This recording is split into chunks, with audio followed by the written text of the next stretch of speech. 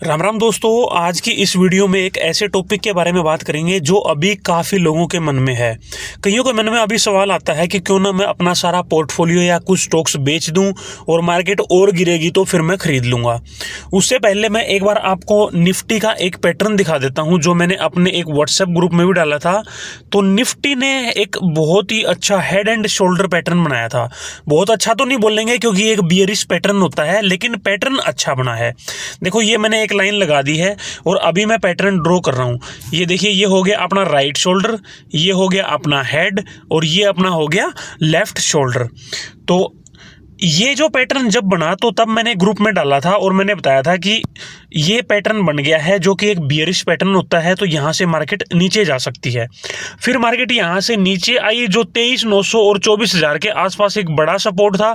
वहाँ मार्केट कुछ दिन रुकी, लेकिन फिर वहाँ से भी ब्रेक डाउन आ गया है और मार्केट और नीचे आ गई है। अभी आप देखोगे तो ये जो ब्लैक वाली लाइन है ये 200 डेज मूविंग एवरेज है।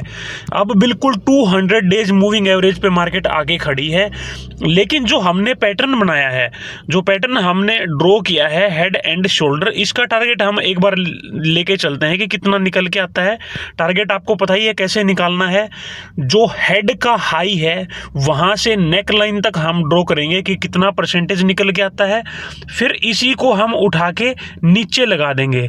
जो नेक लाइन है, नेक लाइन से हम नीचे लगा देंगे। ये हमने लगा दिया है नेक लाइन से नीचे।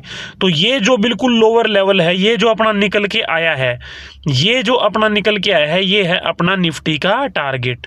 यानी यहां तक निफ्टी जा सकती है इस पैटर्न के अकॉर्डिंग, जो हेड एंड शोल्डर पैटर्न बना है। ये देखो 23,250 के आसपास का लेवल है।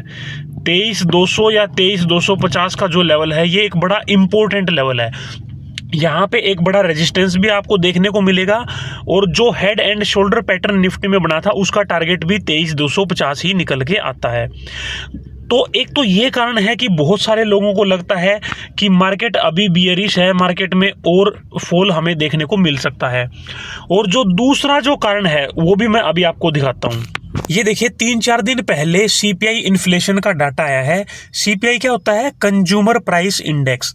यानी हम जो जो भी चीजें खरीदते हैं, एक बास्केट बनी होती है सारी चीजों की, ठीक है, उनके सब के रेट एवरेज रेट के हिसाब से। जैसे मान लो 50 चीजें इस बास्केट में हैं और इनका एवरेज रेट मान के चलो कि अभी 100 है और अगले महीने यही सारी चीजें मेरे को 110 रुपए में खरीदने को मिल रही हैं, तो यानी हम बोलेंगे कि 10% महंगाई बढ़ गई है।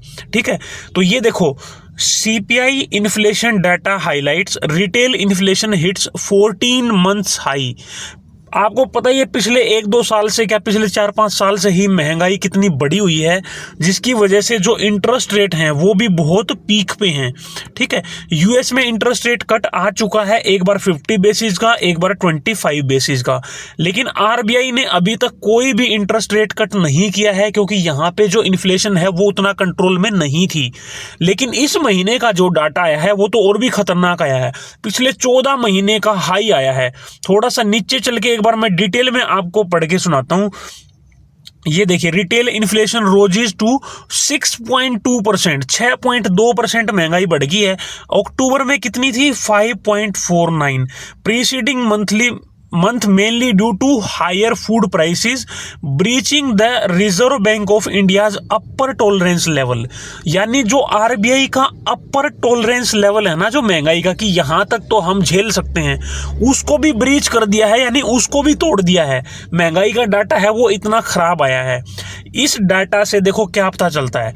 इस डाटा से ये पता चलता है कि जो इंटरेस्ट रेट कट होने के चांसेस थे, क्योंकि यूएस में 2 बार इंटरेस्ट रेट कट आ चुका है, मैंने बताया 50 बेसिस पॉइंट का एक बार और 25 बेसिस पॉइंट का एक बार। तो अब आरबीआई से हमें एक्सपेक्टेड था कि शायद अब आरबीआई आने वाले टाइम में इंटरेस्ट रेट कट कर देगी। लेकिन जो ये नंबर आए हैं जो बता रहे हैं कि breaching the Reserve Bank of India's upper tolerance level, यानी जो महंगाई का टॉलरेंस लेवल है उसको भी ब्रीच कर दिया है। तो अब जो इंटरेस्ट रेट कट होने के चांसेस थे वो बहुत कम हो गए हैं। इंटरेस्ट रेट कट नहीं होएगा तो मार्केट में रैली आने के चांसेस भी कम होते हैं। ये मैं बार बार आपको वीडियोस में समझा चुका हूं। ये एक सर्कल है, एक साइकिल है जो आपको समझनी चाहिए। देखो, 2 चीज हो गई। पहला चीज, मार्केट में बियरिश पैटर्न, ठीक है, दूसरा चीज़ यानी चार्ट भी हमें बता रहा है कि मार्केट में और फॉल आ सकता है। दूसरा इन्फ्लेशन का डेटा जो आया है वो भी खतरनाक है, तो यानी मार्केट में एक फॉल आ सकता है। अब बात यह आती है कि चलो मार्केट में फॉल आ सकता है और बहुत सारे लोगों को लगता भी है मार्केट में और ज़्यादा फॉल आएगा, तो उनको लगता है कि क्यों ना अपना सारा पोर्टफोलियो बेचकर या कुछ स्टॉक्स बेचकर जो ज़्यादा नुकसान में हैं, फिर हम नीचे में फिर एंट्री कर लेंगे जब मार्केट गिरेगी। तो देखो उसका जो सॉल्यूशन है एक ही है। मैंने पहले भी शायद आपको किसी वीडियो में बताया था या पता नहीं ग्रुप में बताया था, मुझे अभी याद नहीं है। अगर कोई भी स्टॉक आपके पास है जो आपने किसी के कहने सुनने पे ले लिया था, आप खुद उसमें कॉन्फिडेंट नहीं हो, तो ये अच्छा मौका है, आप उस स्टॉक से एग्जिट कर सकते हो, क्योंकि इस समय मार्केट में बहुत सारी अपॉर्चुनिटीज आपके पास हैं। ऐसा नहीं है कि किसी स्टॉक में आपने मान लो 20% लॉस बुक कर लिया तो वो आपको लॉस हो गया। 20% लॉस बुक कर लिया एक बार के लिए तो आपको लॉस हो गया, लेकिन बाकी जगह भी तो आपको 20, 30, 40% तक स्टॉक्स डाउन देखने को मिल रहे हैं। अगर कोई भी स्टॉक आपके पास ऐसा है जो आपने फंडामेंटल और टेक्निकल सब देख के लिया था, अच्छे लेवल पे लिया था, वो वहां से भी 20-30% गिर गया है, तो कोई दिक्कत नहीं है, आपको उसको बेचने की जरूरत नहीं है।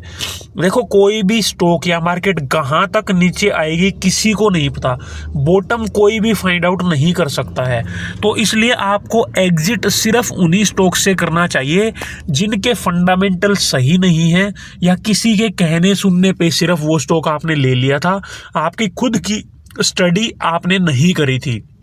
तो बेटर है कि अब वहां से आप निकलिए, थोड़ा बहुत लॉस है उसको बुक करिए, ताकि जो दूसरी जगह जो अच्छी अपॉर्चुनिटी है वो आपको मिल सकें। और ऐसा कोई स्टॉक आपके पास नहीं है या कोई स्टॉक ऐसा है जो आपने अपनी तरफ से लिया था फंडामेंटल और टेक्निकल सब चीज़ें देख के स्टडी करके, और वो वहां से भी 10, 20, 30% डाउन है, तो आपको बिल्कुल भी एग्जिट करने की ज़रूरत नहीं है। हाँ, अगर वो और नीचे जाता है, आपके पास एवरेजिंग करने के पैसे हैं तो एवरेज करिए, नहीं तो आपको शांति से बैठे रहना है, कुछ नहीं करना है। 10, 20, 30% नीचे जाए जाने दो, कोई दिक्कत नहीं है, आपने सही लेवल पे सही चीज खरीदी हुई है। ठीक है, देखो आपने सोना खरीद लिया, 70,000 के भाव में सोना खरीद लिया, और कुछ कारण ऐसे हुए कि सोने का भाव घटकर 60,000 रुपये आ गया, तो क्या आप ना सोना उठाकर मार्केट में बेचने चले जाते हो कि चलो इसको बेच के आते हैं, हमारे पैसे तो घट गए हैं, 70,000 में खरीदा था अब 60,000 हो गया है। क्योंकि आपको ये पता है कि सोना एक अच्छी चीज़ है, आज नहीं तो कल उसके भाव आएंगे, चाहे सोना 50,000 रुपये हो जाए, कोई नहीं बेचने जाएगा उसको मार्केट में। ठीक है, ये था दोस्तों आज का एक वीडियो।